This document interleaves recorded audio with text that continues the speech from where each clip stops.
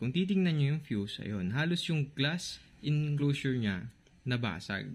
So, pinalitan niya ulit, nasira ulit yung fuse. Hey, what's up guys? So, meron tayo ditong repair na isang Kevlar amplifier and ang model niya is GX7UB Pro. So, sabi ng may-ari, pinalitan niya daw to ng fuse, pero ito yung nangyari. Ayan, kung titingnan niyo yung fuse, ayun, halos yung glass enclosure niya nabasag. So, pinalitan niya ulit, nasira ulit yung fuse. So, ibig sabihin yun, mayroong shorted. So, advice ko lang po, hindi porket nasira ang fuse, advisable na palitan ulit natin siya ng bago. So, kaya nasisira ang fuse dahil po ito ay isang protection device. Iniiwasan niya na mas lalo pang masira yung ating circuit. Ngayon naman is gagamit tayo ng ating test valve and papalitan natin yung fuse na nasira and ipapakita ko sa inyo kung ano yung mangyayari. So, lalagay lang natin itong bagong fuse dito sa ating test valve. So, ilalagay lamang natin itong ating fuse dito sa area kung saan nasira yung ating fuse. Ayan. Ngayon, gagamit tayo ng test valve na tinatawag. So, yung test valve po, ito ay isang uri ng device kung saan kaya nating masabi or ma-determine na mayroong shorted sa isang circuit. Kasi kapag umilaw siya ng malakas, ibig sabihin yun, mayroong shorted sa isang circuit. So, ngayon naman is ipa-plug natin yung ating AC cord ng amplifier dito sa ating test valve. Ayan, so na-plug na po natin siya and tingnan nyo po kung ano yung mangyayari. So, kung titingnan nyo, umilaw ng malakas yung ating test valve. So, ibig sabihin, mayroong shorted dito sa ating amplifier. Ngayon naman, paano natin madidetermine kung saang section ng amplifier yung mayroong shorted? Actually, meron na akong idea pero gusto ko pa rin i-share sa inyo yung easiest way para ma-determine yun. And para ma-determine yun, ang pinaka-basic step dyan is i-isolate natin yung supply mismo ng amplifier. So, maaari nating, kung titingnan nyo kasi, yung board ng ating amplifier. So, ito yung pinaka-main supply natin sa ating main amplifier.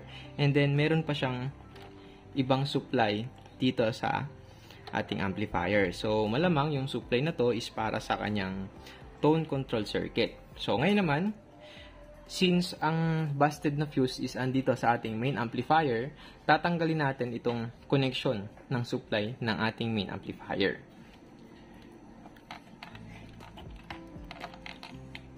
Yan, so mahirap na siya tanggal. Yan. So, natanggal na natin siya. Ngayon naman is ipa-plug ulit natin.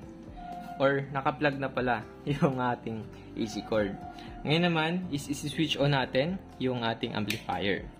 So, kung nakita nyo, hindi umilaw yung ating test valve at the same time, umikot yung fan ng ating amplifier.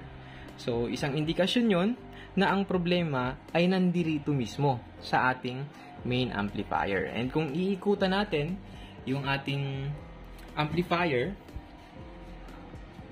ayan, so, nagkaroon siya ng display sa kanyang front panel. So, ibig sabihin, ang shorted na area ay nandito sa kanyang main amplifier. Ngayon naman is, papatayin ulit natin yung ating unit. And then, ipa-plug natin itong supply ng ating main amplifier. So, kabit lang natin. So, ayun po, nakabit na natin yung pinaka-supply ng ating main amplifier. And bubuksan ulit natin yung ating unit. So, ayun, nakita nyo, umilaw. So, yan po yung gamit ng isang test valve. Madidetermine natin na mayroong shorted sa isang unit at the same time, madali lang po natin ma-isolate and ma-determine kung nasaan po ba ang problema. So, since ang problema is andito sa ating main amplifier, so, i-check natin itong ating main amplifier.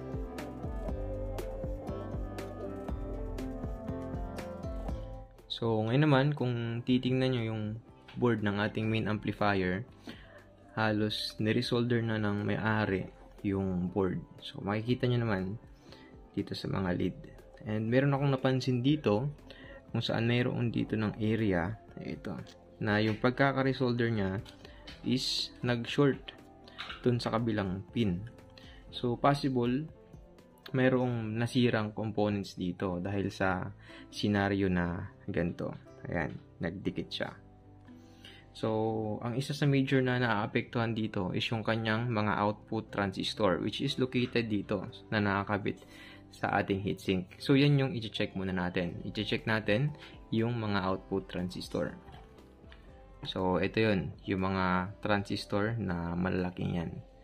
So, sana hindi sila naubos. So, ngayon naman sa pag-check ng mga output transistor, ang gagamitin natin is analog multitester. Mas preferred ko kasi siyang gamitin kasi nga makikita natin mismo doon sa meter scale.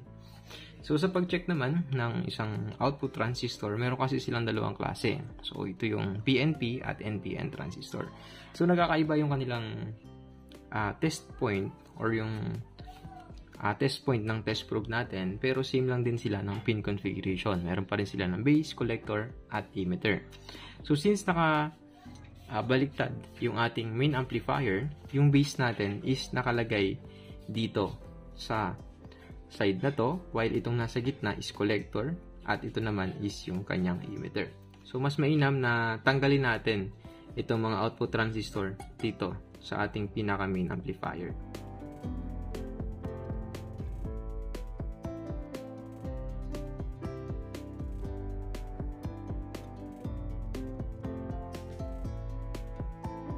So, ngayon naman, kung nakikita nyo, tinanggal na natin yung mga output transistor. At the same time, naglagay na rin tayo ng label dito sa kanyang heatsink.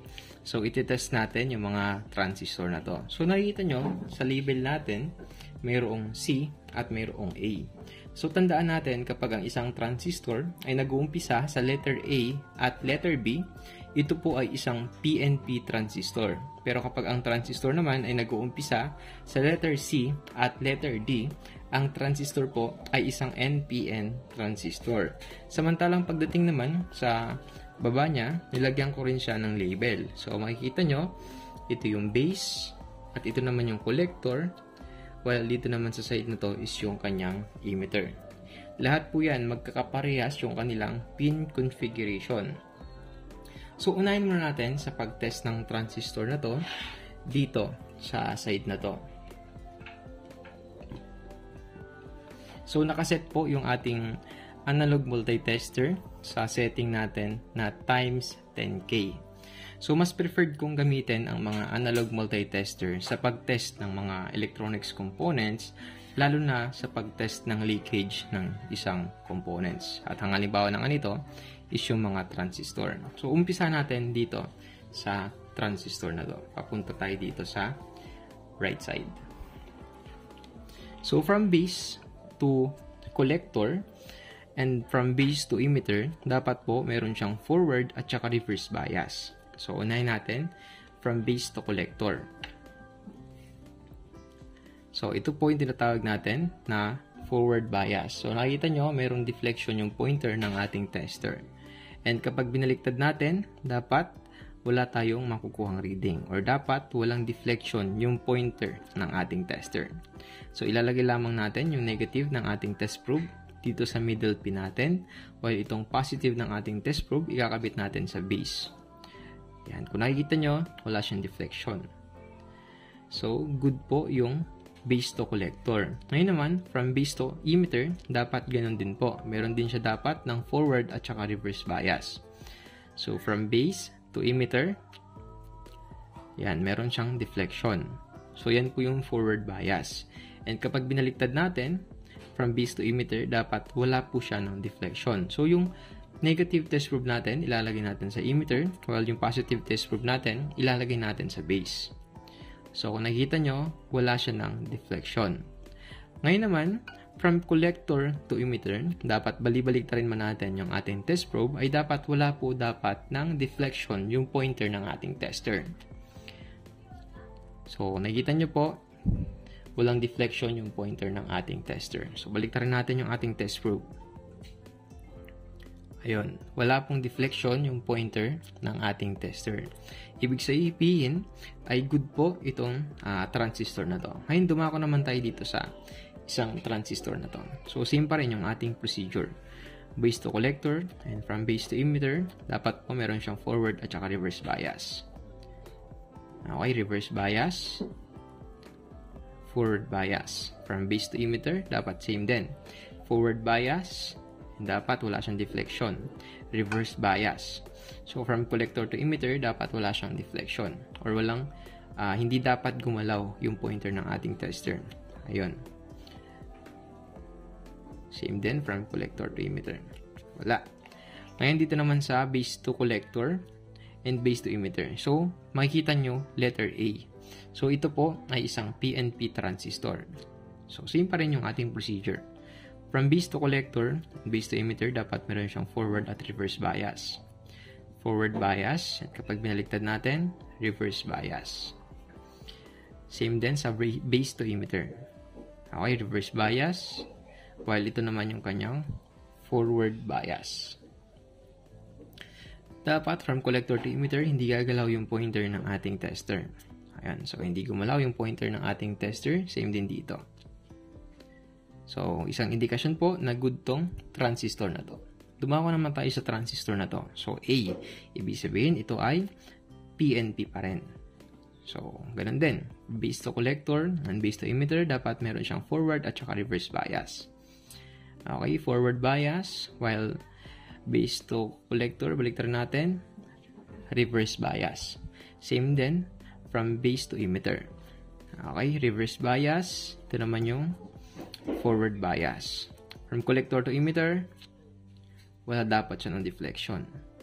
Yun, good dyan. Ngayon, pagdating naman sa side na to, makikita nyo yung letter C. Ibig sabihin, ito po ay isang NPN transistor. So, dapat from base to collector and base to emitter, dapat meron siyang forward at saka reverse bias. Okay, forward bias. Binaliktad natin, reverse bias. Same din from base to emitter. Okay, forward bias, while ito yung kanyang reverse bias. Now, from collector to emitter, dapat balibaliktarin natin, wala dapat ng deflection yung pointer ng ating tester. So, ayun. Wala pong deflection yung pointer ng ating tester. Ngayon naman, dito naman sa side na to, so letter C, ito po ay isang NPN transistor. So, ito po yung from base to collector and base to emitter, dapat meron siyang forward at saka reverse bias. So, check natin. Base to collector. Ayun. So, nagkaroon siya ng deflection. So, yan po ay forward bias. And dapat pag baliktad natin, wala dapat ng deflection yung pointer ng ating tester. Kaso, ayun po. Meron pa rin ng deflection yung pointer ng ating tester. Ngayon, pagdating naman sa base to emitter, dapat meron siyang forward at reverse bias. So, nakikita nyo, gumalaw yung pointer ng ating tester and baliktarin natin.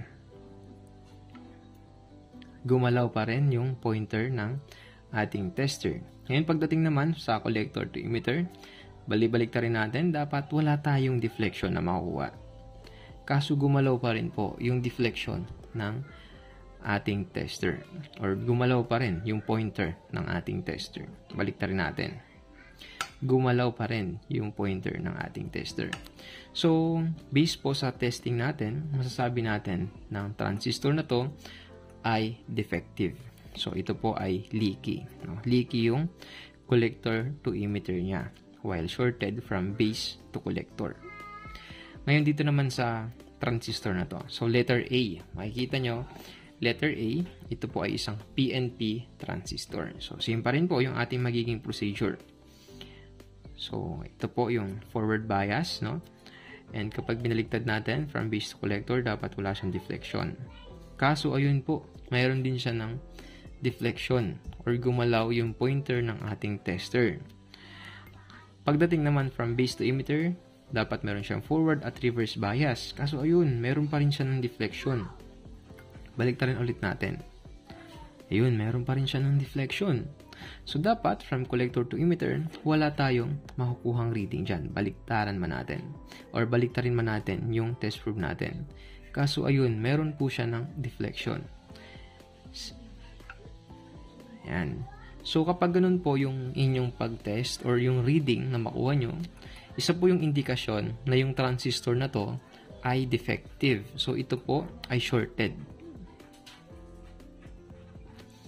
Ngayon naman, test natin itong pinaka-last na transistor. Ito. So, ito po ay isang PNP transistor. So, same pa rin yung ating magiging procedure. From base to collector and base to emitter, dapat meron siyang forward at saka reverse bias. So, base to collector, ayun, wala siyang deflection. So, ito po yung reverse bias. And kapag binaliktad natin yung ating test probe, dapat meron deflection yung pointer ng ating tester. Ayun, makikita nyo po, meron deflection yung pointer ng ating tester. So, ito po yung forward bias. Ngayon, ganun din dapat from base to emitter. So, base to emitter, dito po yung reverse bias. And kapag binaliktad natin, dapat meron siyang deflection. Ayun. So, ito po yung tinatawag natin na forward bias. While from collector to emitter, balik-balik rin man natin yung ating test probe, ay dapat wala tayong makukuhang reading. Ayun. Wala pong deflection yung pointer ng ating tester. Balik rin natin. Ayan. So, ibig sabihin yan, good pa tong transistor na to. And based sa ating pag-test, mayroon tayong dalawang defective na transistor. So, ito po yung letter C, which is NPN, at letter A, which is PNP. So, ang value po nito ng PNP transistor is A1943, while pagdating dito sa transistor na to, which is letter C, ang value nito ay C5200 or 5200. So, papalitan natin tong dalawang transistor na to. So, sa pag-troubleshoot ng isang amplifier, hindi po advisable na kapag shorted yung kanyang output transistor, papalitan na po natin siya agad. So, dapat i-check din po natin kung normal ba yung bias ng amplifier natin bago natin ikabit itong mga output transistor. Kasi kapag abnormal pa rin yung bias ng ating amplifier, kahit napalitan natin ng bagong output transistor yung ating amplifier, maaari pa rin pong sibakin or masira yung bagong ipapalit natin. Ngayon naman is mag-voltage check tayo dito sa ating main amplifier. So, nakahang yung ating mga output transistor and i-check natin kung normal ba yung bias ng amplifier na to. So, tinanggal ko na yung shorted na lane dito. So, sana mag-normal yung bias ng pinaka main amplifier natin. So, ang gagawin natin, syempre, is ipa-plug muna natin itong ating unit. Dito pa rin sa ating test valve. So, bali, ang nakakabit pala sa ating pinaka main amplifier is yung supply lamang sa kanyang pinaka main amplifier. Bali, nakahang or hindi natin kinabit yung iba pang supply dito sa ating amplifier. So, ang gagawin natin is mag-check tayo ng bias ng amplifier na to. So, ipa-plug ko muna yung ating unit. At na-plug na natin yung ating unit. Ngayon naman ang gagawin natin is i-switch on natin. Switch on lamang natin yung ating unit. And kung nakikita nyo, umilaw yung ating test valve at namatay siya. And nag-click din yung kanyang relay. So ngayon, sukatan natin kung ilan ba yung supply voltage natin. So meron tayong 59 volts. And 59 volts din. So, ito yung kanyang 59 volts. And dito sa side na to is negative 59 volts. Ngayon, sa pagsukat naman ng bias, ang susukatan natin is yung base to emitter ng output transistor. So, dapat pantay sila. So, unahin natin dito sa side na to, papunta doon. So, take note lang guys, sa pagsusukat ng bias, iwasan natin na ma-short yung ating test probe doon sa mga terminal. Kasi maaari siyang mag-cause ng iba pang problema. So, sukatan natin dito from base to emitter.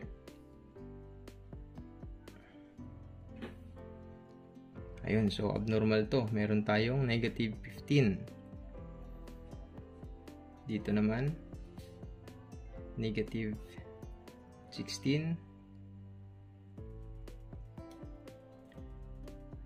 Okay, so meron tayong abnormalities.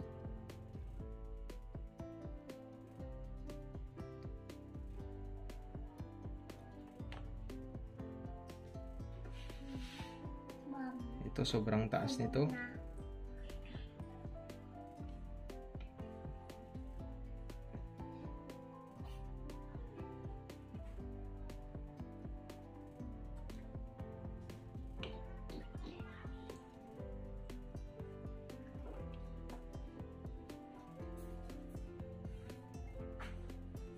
So kung napapansin nyo, abnormal yung nasusukat natin na reading dito sa output ng ating transistor. So gagawin natin ngayon is mag-check tayo dito sa ating main amplifier. Ngayon naman, kung nakikita nyo, tinanggal natin yung mga transistor na nakakabit dito sa ating amplifier. Nang sa ganun ay ma-check natin sila ng maigi. So ito yung mga transistor na tinanggal natin, at kung nakikita nyo, pinalitan na rin natin ng bago yung dalawang transistor na defective sa area na to. So ito yung dalawang transistor na defective, and napag-alaman ko na yung transistor na to ay na-repair na, or yung amplifier na to is na-repair na. And ang masakla pa doon, yung isa sa mga transistor na to ay peke. So meron tayo dito ng isang neodymium na magnet. So ito yung hindi peke, hindi siya dumidikit sa magnet. While itong isa, ayun, dumikit siya sa magnet. So ito po ay isang peking transistor. While itong maliit na transistor naman na to, ito po ay na-test ko and na-consider ko na defective. So mamaya ipapakita ko sa inyo kung paano ko nasabi or na-consider na defective itong isang maliit na transistor na to. So ngayon naman i-share ko sa inyo kung paano ko nasabi na yung maliit na transistor na to is defective. So gagamit tayo ng isang analog multitester na nakaset sa times 10K para matest yung transistor na to. So actually yung transistor na to ay isa pong NPN transistor. So sa pag-test ng isang maliit na BGT transistor, dapat familiar kayo sa kanilang pin. So meron sila ng base, collector at emitter. Tandaan natin na ang base po, ito yung common sa tatlo. So yun yung una nating hahanapin, or yung una nating haalamin kung alin ba dito sa tatlong to yung base.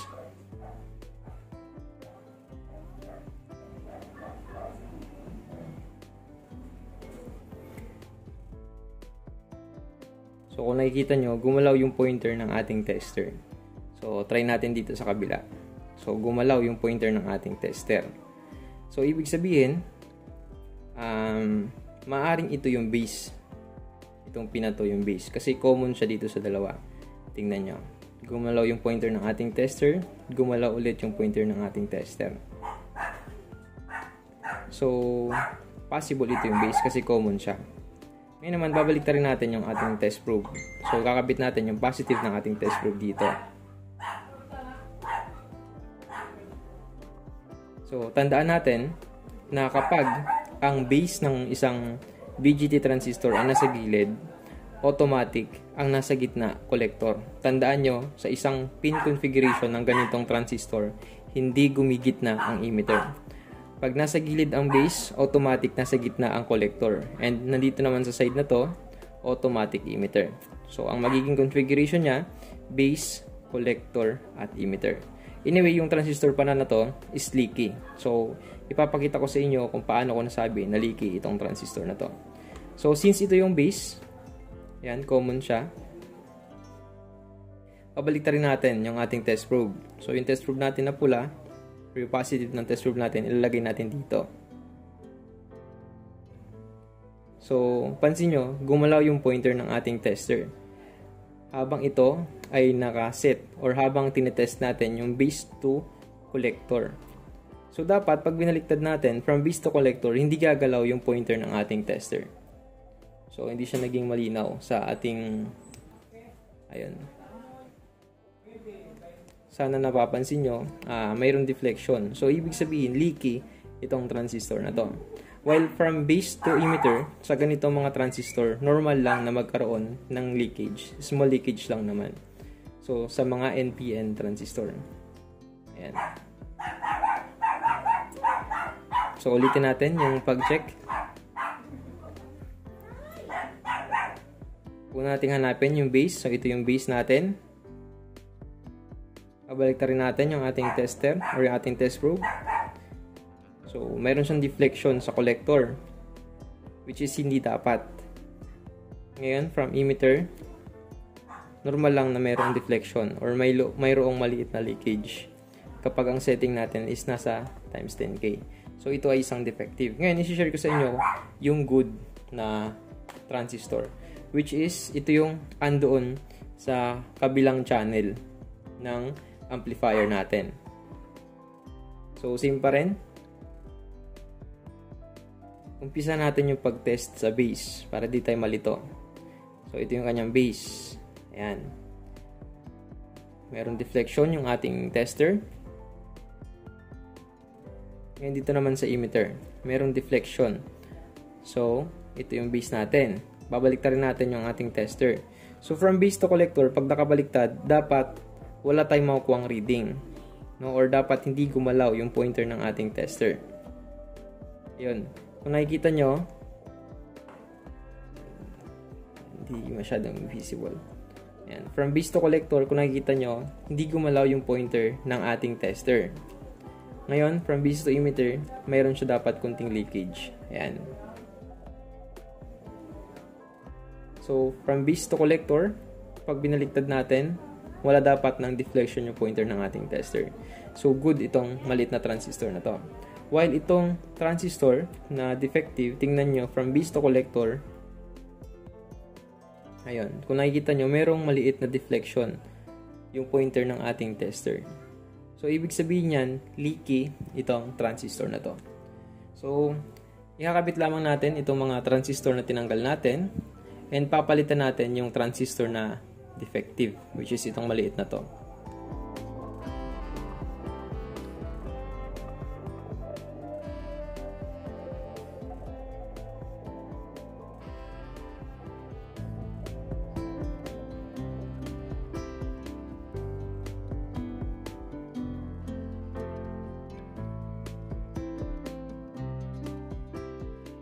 So, ngayon naman, kung nakikita nyo, bali, nakabit na natin yung mga transistor and napalitan na natin yung mga transistor na defective. Ngayon naman, ang gagawin natin is susukatan natin kung nagnormal ba yung bias or yung VBE ng ating amplifier, which is masusukat natin dito from base to emitter ng ating output transistor. So, take note lang, kung magsusukat kayo ng bias ng isang amplifier, iwasan natin na mag-short yung kahit na anumang terminal nito sa collector dahil panigurado sira yung ating amplifier. So, ngayon naman is ipa-plug natin yung ating amplifier dito pa rin sa ating test valve.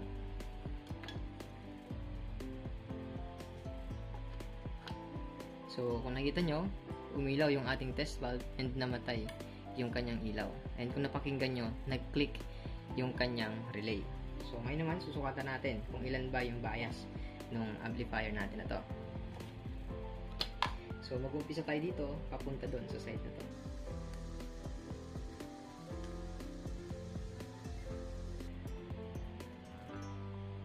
So, meron tayong 0.4.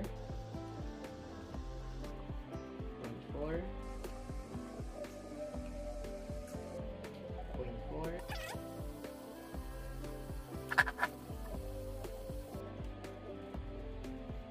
Okay, 0.4. 0.4.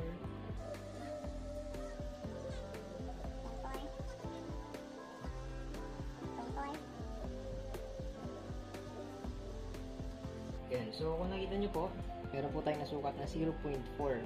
So, yun po yung normal na bias ng isang amplifier na to. And kung napapansin nyo, lahat sila pantay-pantay. So, isang indikasyon yun na yung amplifier po na to ay working na.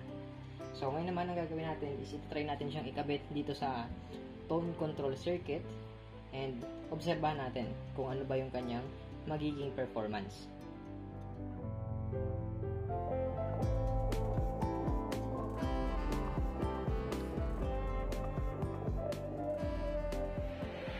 So, ngayon naman ay nakasaksak po yung ating main amplifier dito sa ating test valve. and hindi pa siya naka-switch on. Samantalang sa output naman ng ating amplifier sa ating left and right channel, nakakabit ang dalawang digital multitester na nakaset sa voltmeter. So ang purpose nito ay para masukat natin kung meron bang DC out yung ating amplifier. So isi-switch on lamang natin yung ating amplifier. So umilaw po yung ating test valve and namatay yung kanyang ilaw. And kung titingnan nyo po, meron tayong DC out na nasusukat sa ating amplifier. So actually 0.001. Yan po yung DC out na nasusukat natin sa left and right channel ng ating amplifier. So ngayon naman, ang gagawin natin is iti-testing natin itong amplifier na to and oobserbahan kung meron pa bang additional na problem na mag-emerge dito sa ating amplifier na nire-repair. 75 years later. So ayun na nga po, kung nakikita nyo, working po yung ating unit and mahigit ilang oras na po natin siyang inoobserbahan and so far wala naman siya ng nagiging problema. And kung titingnan nyo, naka-bypass po yung ating amplifier. Nakadirekta siya sa 220 volts AC. And working na po siya. So, bago po magtapos itong ating simpleng video, nais ko pong i-shoutout yung ating munting kaibigan and dating katrabaho na nagngangalang John Lester Odulio. So, siya po ay mayroong printing business na nagngangalang Quality First Printing na syempre located diyan sa Pamplona 1, Las Piñas City. So, ilalagay ko po yung kanyang contact number dyan sa ating video description. Kaya kung kayo po ay nais magpa-print ng mga t-shirt and quality design, maaari nyo pong i-contact yung ating kaibigan na si John Lester Odulio. So, dito ko na po tatapusin itong ating video. Sana po ay meron kayong natutunan sa ating napakasimpleng video. Pwede po kayo mag-iwan ng comment or suggestion dyan sa ating comment section below.